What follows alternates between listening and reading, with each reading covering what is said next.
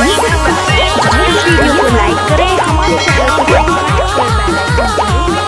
फलाना बभौजी सुतेली खेत में,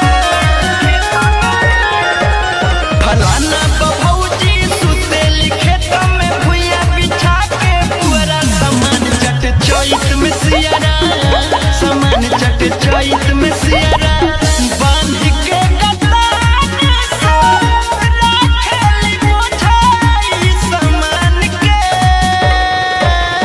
भौजी के फाइल देखी घुरियाइल, ओहिरा के बेटाई दुआरा सामान चट चोइत में सियारा, सामान चट चोइत में सियारा।